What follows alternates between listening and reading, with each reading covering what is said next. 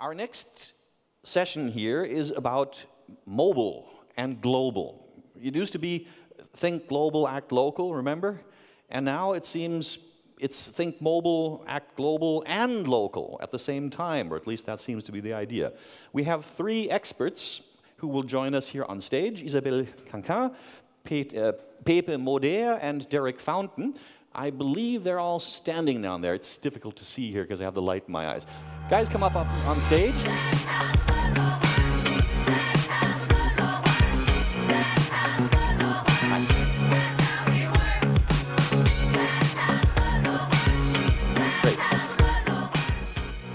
Isabelle is Vice President Global Digital Business Development at L'Oréal, and she has the perfume with her to prove it. Pepe Moder is Director of Digital Media at Pirelli, and Derrick Fountain is Global Mobile Product Leader at Al Jazeera, the news channel that is based in the Near East. And we are going to go the polite way, ladies first. Isabelle will start out and talking about what L'Oréal is actually doing to use mobile to increase your global presence. And you have brought us a video to see first, and I would like to ask the technicians to play the video, please.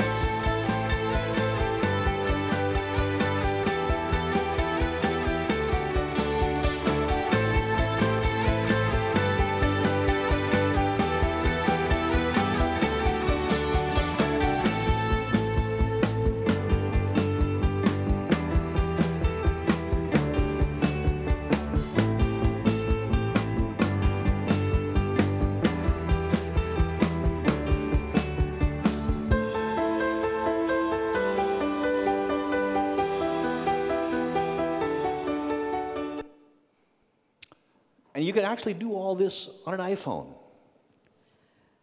That's the vision. We are on the trend to do it, because as you know, and you mentioned the three topics, big data. In order to be in that way so customized and with content generated by user as well by the brands, you need a strong technology, you need a strong approach. And L'Oréal is on the way to do this, working together between marketing, brands, sales, research, and as well IT, because IT is predominant and key in this area. This is the topic today, and this is the topic for many of big brand players, especially in FMCGs, is how to reconnect with the consumer when you don't manage the channel and the distribution, when you don't have, per definition, the direct connection to the consumer. Mobile is seen as the key approach and possibility to do this. And beauty is an everyday, every light, every minute in the consumers. Mobile is every day, every second in the pocket of the consumer, so why not to have mobile beauty in your pocket? So to start, we are as a group, and it's a big, complex, wonderful group with #1 in beauty and cosmetic worldwide. You see the topic global and local. So today I choose to focus on global brands who have a very local specificity. You use L'Oréal Paris, for example, in US or in China. You don't have the same approach, but the DNA of the ecosystem of the brand is similar. And this is very important to consider in our app strategy. this year. The last 2 years, we have done many testing and approach in terms of creativity at local, and we tend to consider a global approach now with a local aspect. That's why 150 apps in beauty, this is a lot, but it's not only the reason, it's to understand the consumer on each stores. If you like on Google Play, on Apple Store, and now on Windows 8. So it's very important for us to understand who we talk to and where are our heavy buyers who will use these apps. And why it is so important? Because mobile, as beauty, has the power to change our lives. My life, your lives. And you know that L'Oréal is touching nearly 2 billion consumers worldwide. So we are playing on the same ground as the 6 million mobile subscribers.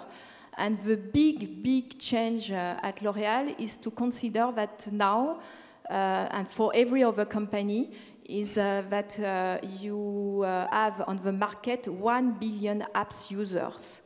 So for L'Oréal, it's a long path, but it's a new way to consider the connection to the consumer on the beauty area.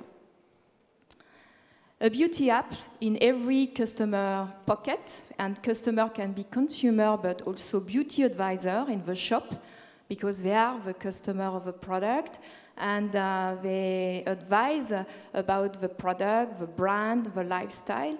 So we have to consider 3 areas: the consumer, the beauty advisor, and the employees. So for everyone in this room, and I am happy to sit here with this panel, because I think we have different experience.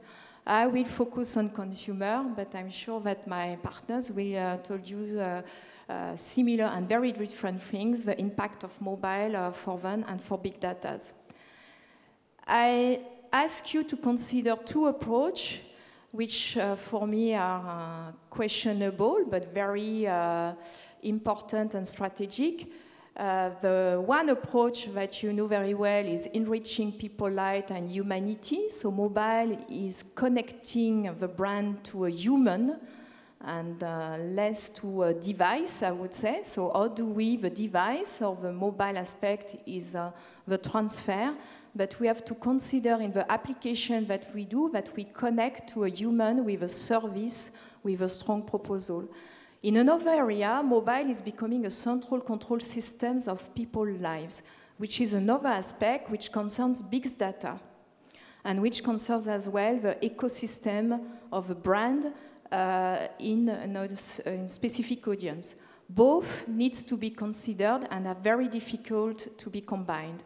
There are very few, I would say, platforms today who are mastering these both, and one is today Apple, and the second is Amazon.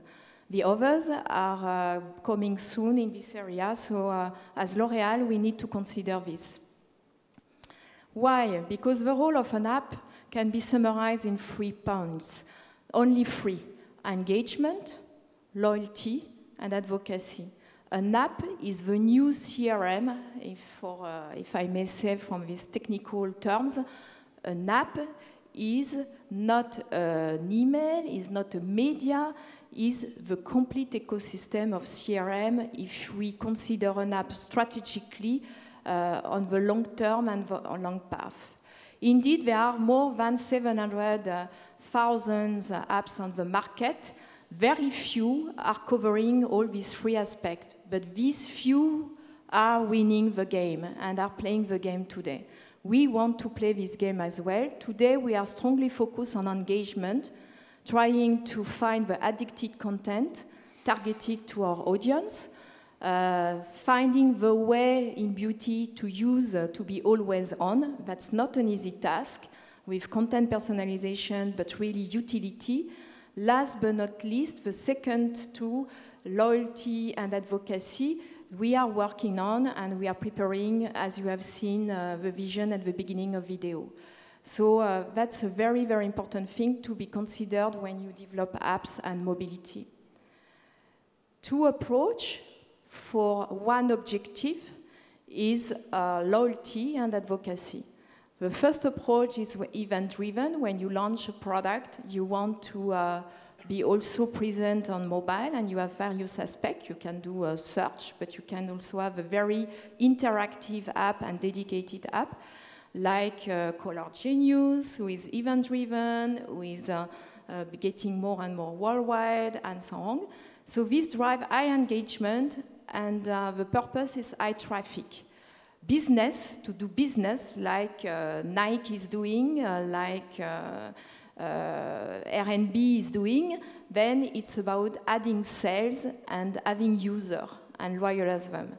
And the beauty is that the platform like Apple, like Google and so on are providing more and more such items like NFC, Facebook and so on to loyalize and to have a really business ecosystem for the consumer. Where are we today? We learned a lot in 2010, 2011 with test and learn to understand what is an app and where to set the app ecosystem within the marketing at L'Oréal. And we are working now and testing best practice. One of them is at the beginning, but is doing very good results. Color Genius is one of the most, I would say, popular app in the beauty area, in the beauty sector on the App Store. And beauty today is not completely, I would say, settled. There are very few apps which are very, very well settled and very well loved by the consumer. The purpose is to have fully integrated apps from awareness, consideration, purchase, and advocacy. And you know the famous social, local, mobile commerce. And this is our vision. So we hope to get there as fast as possible. For this, and that was one of the questions you had, what needs to be considered? If we can summarize and focus, I would prefer 3, but let's say it's 4. So it's really to understand the audience first, second, to understand the content and the service. And these 3 points can be, in terms of app visibility, when you have a good app, is to focus on the channel, on the internet channel, on the media, and on the aspect of the blogging. The social aspect is playing a key role on apps, and you can experience yourself when you are sitting. And last but not least, I think we need all, and it's an appeal to agency as well, to be more professional on search, on understanding the key triggers of a good app. Because usually what is done, we do an app, the app is posted on any store, and then we wait and see. An app is CRM, from the search, from the keyword placement, from the analytics, and from the monitoring of the conversation. If you have a bad comment, what do? You just look at that, or it's a chance, an opportunity to get in touch with the people who are giving bad and good comments. Generally, very few are monitoring the conversation today. We see this an app as a media. It is not a media. It is really connection and exchanging with the consumer based on data. So it's a challenging area. If we are good, and when I say good, it's not only L'Oréal, but for brand like L'Oréal, it's a challenge because we are not very familiar with big data as retailers, as others.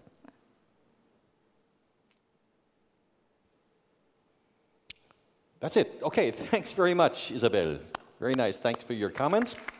And now, in the famous words of John Cleese, for something completely different, Pirelli. I mean, I come from a country, Germany, where men actually love their cars at least as much as they do their wives. And I suppose beauty is in the eye of the beholder. So possibly we actually have some kind of parallel here to what Pirelli is doing in the mobile space.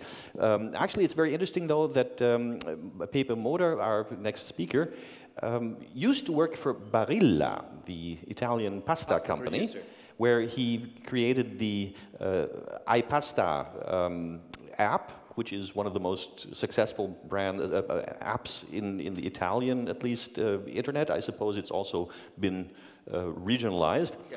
And you have lots of experience in crowdsourcing. You did something called Nel Mulino Che Vorrei, I hope that's correct. Yes. Which is something like My Starbucks. It's a very interesting tool. I'm curious to find whether you agree with what Isabelle was telling us and possibly share your experiences. I'll try. Good morning, everybody, first of all.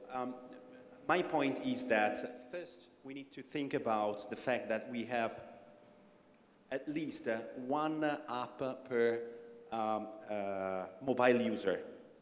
And I think it's a point we need to think about. Maybe there are too many apps, and most of those apps doesn't have sense to be online and to be available because they don't serve they don't give any service to customers. This is the reason why before in Barilla and then now in Pirelli we are thinking about I'm trying to convince my peers and my counterparts internally in order to let them understand that first of all we need to put the customer at the center of the project and decide whether we are able to propose or to provide him a service, a useful service, before telling him that we are cool, that we are smart, that we are able to produce wonderful tires. This is because customers, they do not want to listen about our storytelling that is self-explaining. They want to have something that is useful for them. And iPasta, that is currently the most branded Italian downloaded application worldwide, 1,200,000 downloads up to now, as far as I know, asking my colleagues, my colleagues in Barilla yesterday, more or less, represents this. It is the sum of, it has been a huge project delivered in more or less 15 or 20 countries. I don't know where they, how far they are arrived in delivering, in locally delivering, but they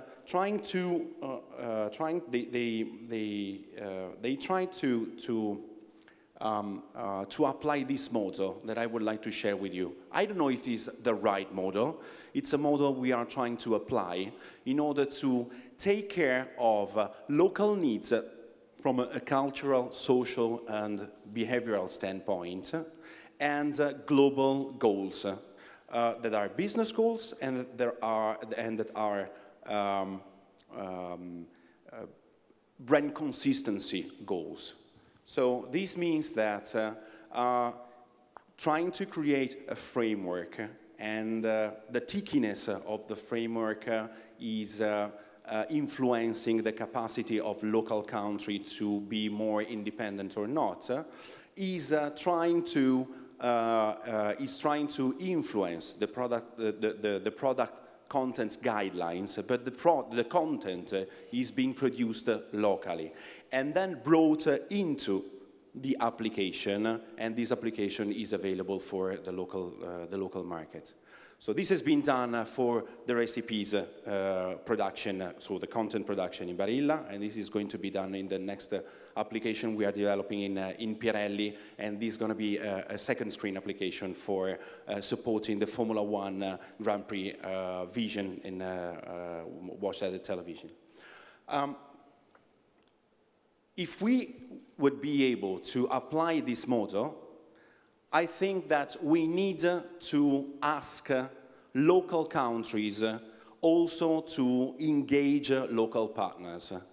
From my point, it's a personal point of view, but I strongly think that is impossible. It doesn't really make sense to develop content centrally and spread it and translate it in local languages and then published centrally from the headquarters to all over the world, because the specific needs of local conversations cannot be perceived even from a mother tongue that lives in Italy. So what we prefer is to try to work together with the local country and with local partners in order to set up, following those guidelines, set up the content production and the project production. This model it applies not only on mobile applications development, but also on the other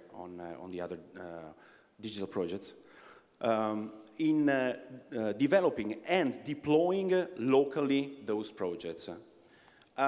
I remember 4 years ago, when I started working for Barilla, I was not believing at all in the power of coupons, of the online coupons on Facebook in the US. And I was going to reject a project presented by my team in the US. I think if I would have done, it would have been one of my most important fails, because the project was so successful for the approach Americans have in using such kind of tool that I would never believe it.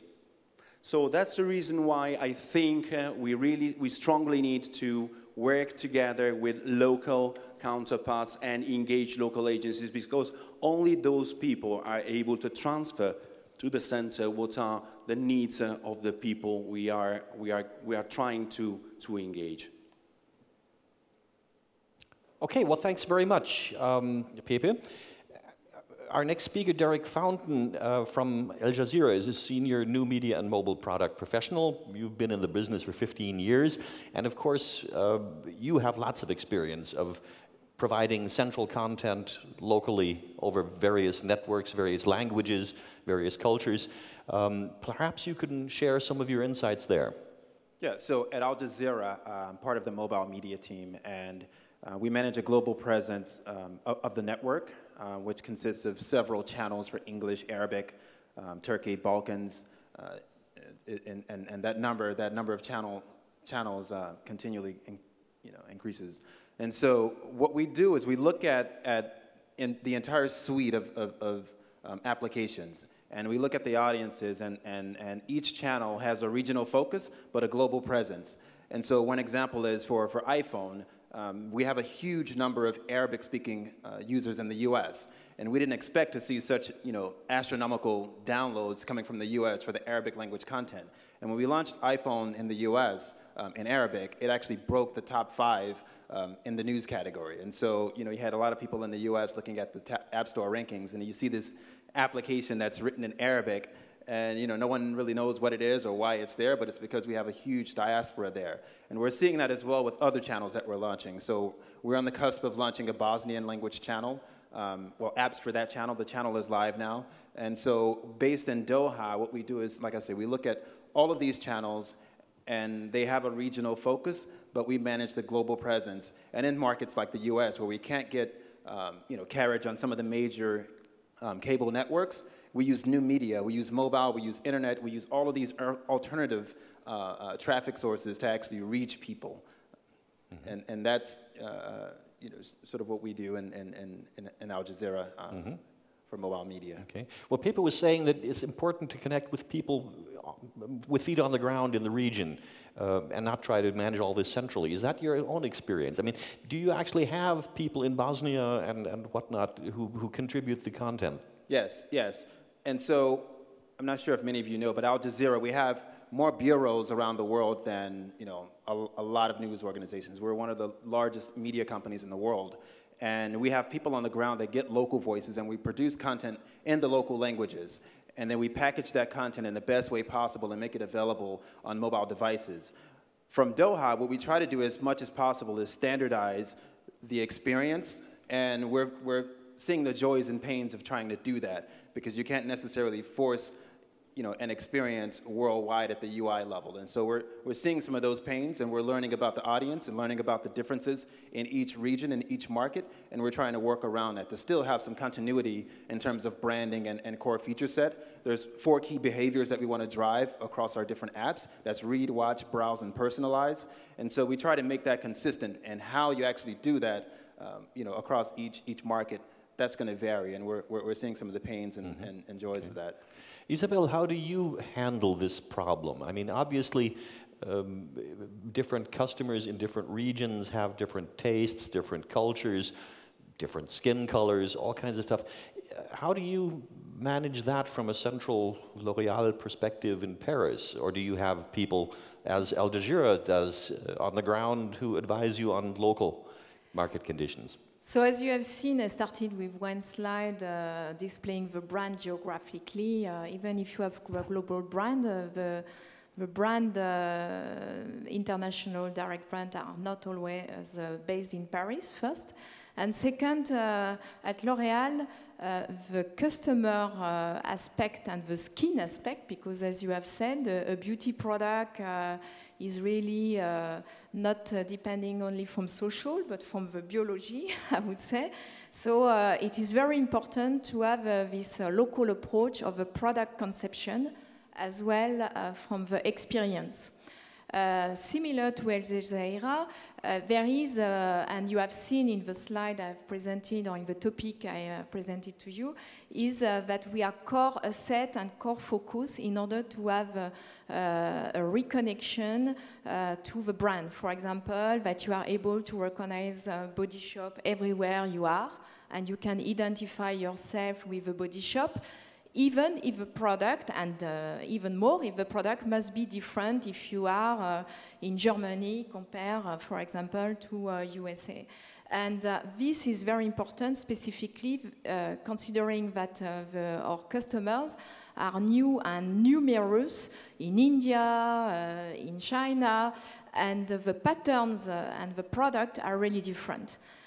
And the way people are communicated and want to connect to the brand is very different, because you don't have the same marketing and sales structure as we know, I would say, in North America and in Europe, but you have very different structure and very different positioning of the brand.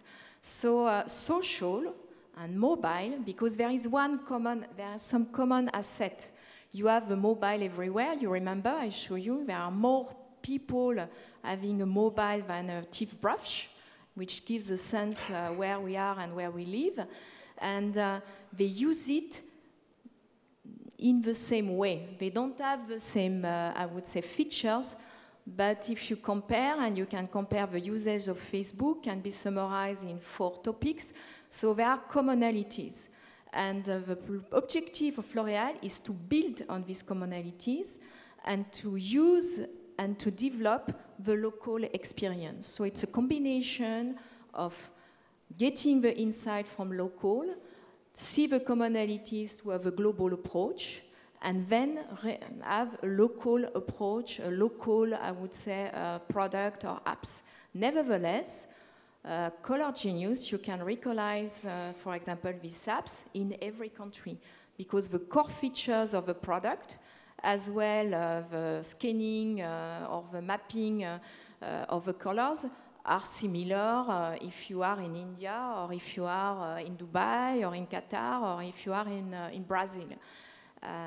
The way you will use this data for you as a consumer, it's different. And that's why the topic you mentioned, big data, is very important. The connectivity and the decision to have a native or not native apps is very important as well.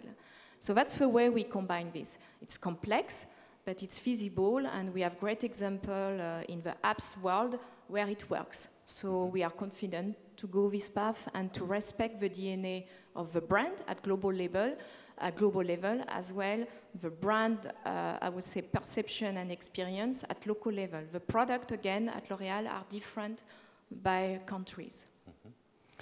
I have a nice question from the audience that I'd like to hand to you two gentlemen.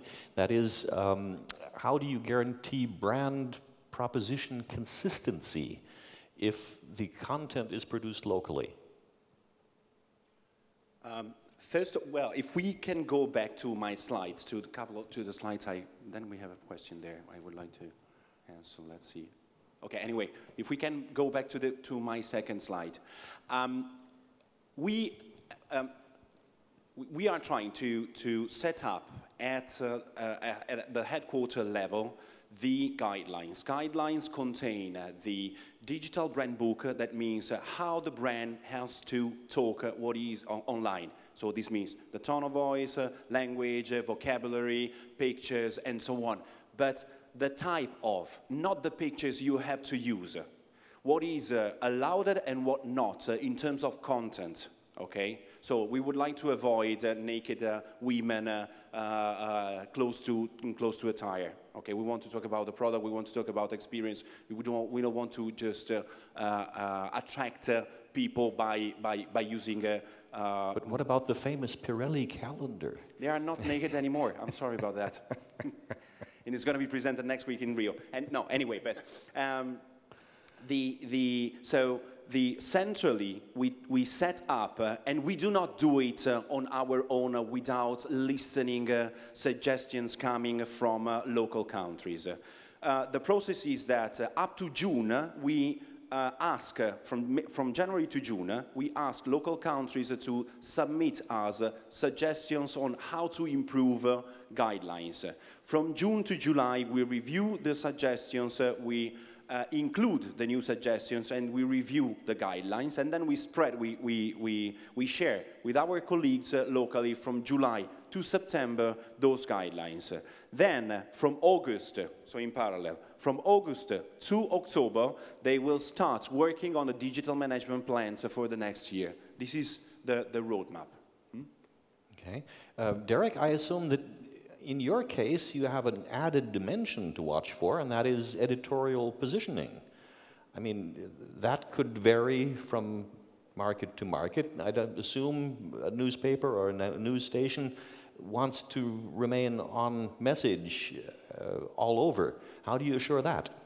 Right, and so every time we embark upon a new journey to build a mobile presence for a channel, we work closely with the editorial team. And so we separate editorial from sort of product, and editorial feeds into that. And so we work closely with the stakeholders and find out what are the differences between each of the various apps. And so the Arabic channel, their editorial direction and their agenda and how they structure content is slightly different from English, but the branding and the way that we package it, there is consistency. Because you know, when someone launches an Al Jazeera app, they want to, immediately you would know, you would recognize that you're in the official Al Jazeera app because of the branding. And so we have a style guide and things like that are being developed to have that consistency and continuity so that you recognize the brand when you see it. You know, it's like when you see Starbucks, you may not even see the logo, but you can see the cups on the table or you see the colors and you recognize that it's Starbucks. And we're moving to, you know, a similar set of standardized branding across the network, and that's all the channels within the network having that continuity. But of course, as a journalist, you are trying to take into account your target audience, and their perception or their political stance or everything could be completely different. I mean, let's take this to the extreme. Something happens, and the crowds in the Arabic-speaking world are demanding an end to the great devil, and in the American language version, you might tone that down to suit the audience. Does that in fact happen? No. So it's, like I say, there's two different editorial teams. And so for English, the English language team, sometimes we share content. So and the Arabic channel may have a guest on air and they may have an exclusive. And they share that with the English channel. But the editorial teams are separate. And so you have a different set of people writing the news and you know, going out and getting the news for Arabic than you have for English. And same as for Bosnia. But they do try to share content as much as possible, but there's a different editorial sort of direction. And I think sometimes in these scenarios, we actually bypass apps completely. And so when we were talking about local earlier, local voices and local people, we do what we call speaks campaigns. And so we had a Libya speaks, we had a Somalia speaks, and this is an SMS-based campaign. So it's still mobile, but it's SMS-based. And we take local voices from the people on the ground and get their sentiment of how they feel about certain issues, and then we broadcast those voices and elevate them and make them global. And so someone that's, you know, in a far-off village in Somalia can actually send an SMS from their device, tell us, you know, how they feel about a certain issue, and then what we'll do is we'll make that live on our websites and on television, and we'll use the best of that content and package it up and make it available globally. And so that's sort of mobile, you know, making these local people, making their local voices global. And that's some of the interesting aspects or a twist on sort of the whole local voices, actually talking about the voice of the local people or the local person becoming global. Excellent. I have a question from the audience for Isabelle. You said you were at the end of the test and learn period for brand apps. What is your view on the next step? So if we go back to the slide, the next step is to focus on consumer and customer experience. So, if I may say, we can stop. Sorry, thank you. You see, I think we understand a lot about engagement. So you see addicting content and to understand the targeted content. So there is as we all say, in terms of governance, you could say, okay, everyone is doing his apps and let's see what is happening. This doesn't work for brands and global brands. This is even dangerous because if you do not master the complete ecosystem of your apps, you do not monitor the conversation, you do not monitor the search, and your app can land somewhere where you don't like. And then you are even doing, I would say, counterproductive visibility. So the idea is really to have an always on with service. And you remember I said there are three things: content, service, which is strongly linked to the mobile technology, and you mentioned SMS. It's not only apps. You can have many combinations. You can have push notification in the App Store as well, not having the apps. You can have passbook, not having an apps. So you have a diversification currently of, I would say, media, which are on the level of engagement and loyalty. If you want to build on a long-lasting app, it is good to understand the consumer insight in the major country. And I think there is a very good example in that way, and I think you had the occasion to get a presentation, is Shazam. Shazam exists because of the needs which is common to everyone in every country. I want to catch up music, but I have no idea where. This is common if you are in India, wherever, or in the south of Africa, or in France. All this is then turned into a business model. It's an app. All the effort of Shazam are put on the app, and then it is focused on the core audience. Maybe I'm not explaining very well, but heavy buyer and influencer. And if these people, you know them very well, and you adapt for all countries, you know your heavy buyers in every country, and they have common sense why they want La Vie est Belle de Lancôme, or why they use L'Oréal Paris, or why they use Kiehl's. If you understand, they are all in common sense because they recognize each other today on the social networks, and they talk to each other. They influence to each other. If I am today as a consumer in India, I want to buy Kiehl's, I can do it because I can connect easily to US or to France or to whatever. So I can get this. So the governance in terms of understanding the service and the loyalty aspect is extremely important. That's why I am here, that's why I am at L'Oréal, and that's why we are establishing the governance at a global level. The next step is to work together, and this is a new way. This is to say you have a collaborative, and I think you explained this very well, at three levels. And Al Jazeera as well Pirelli, but Al Jazeera, which is interesting, Al Jazeera tell us we use the content of the readers, in fact, the reactivity. We are getting there, we use video, we get the videos. Now we have to build the ecosystem in this area, but this is the major impact of mobile, is that you have not a second cell, but in one go, you can mix up global content with local content, with specialists, you remember, for us beauty advisor, and consumer in one go. That's why we think that the role of mobile is getting bigger and bigger, and apps in terms of business. Look at Japan. Japan is extremely important in terms of laboratory to look at what is happening. In terms of business, mobile is counting a huge percentage of, I would say, the sales across all industry. In that case, why is your website not mobile? That's a question That's from the audience to both of you. Yeah. You are fully right, and that's why I say that we have the free level and that we are understanding more and more mobile, and that's why when you have a website, you are already on the next level, on the second and third level, so the second step of engagement and loyalty. Because if somebody goes to a website, somebody is intending to get more information about the product, the sourcing of the product. And we need, and we do it, we're starting a huge effort in US, in Japan, as I mentioned, and in other countries, to get mobile in China. So we are rolling in the mobile movement. How about this Pirelli? is for a big company, this is huge, because you have, as we said, 27, 33 global brands, but many, many brands and many, many products, more than 17,000 products to consider. At Pirelli, I assume it's just because you haven't been on board long enough, huh?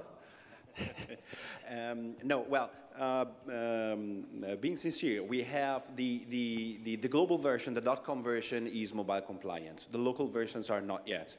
I joined Pirelli in late April of this year, also for completely reviewing and revamping the website, and also for letting delivering a new website completely mobile compliant. So it will be done during the 2013. Just one thing for being more precise, the automotive application is not part of the new course. It represents the old that we are going to change. Sorry about that. Okay. Well, think global and local and mobile all at the same time. Things are changing very quickly. Thanks very much for sharing your thoughts here.